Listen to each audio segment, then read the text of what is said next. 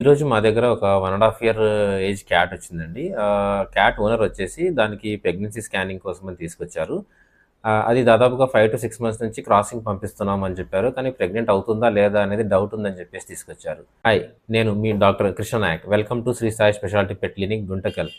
ఈ క్యాట్‌ను pregnancy scanning కోసమని తీసుకొచ్చారు. తీసుకొచ్చిన తర్వాత దాన్ని క్లియర్‌గా టెస్ట్ చేసిన తర్వాత పెట్ ఓనర్స్ నేను చెప్పింది ఏమంటే ఇది ప్రెగ్నెంట్ అవ్వదు అని చెప్పాను.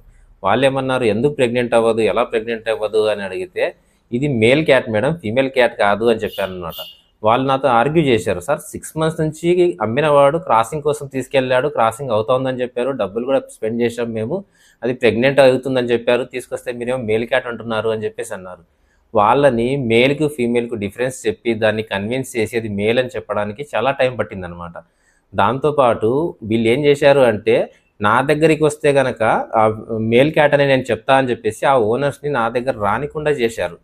దాని తర్వాత ఏమైందంటే వాళ్ళకి చెప్పకుండా, ఎవరైతే సెల్లర్స్ ఉన్నారో వాళ్ళకి చెప్పకుండా తీసుకొచ్చిన తర్వాత వాళ్ళకి తెలిసిందేమంటే ఇది మేల్ క్యాట్ అని చెప్పేసి.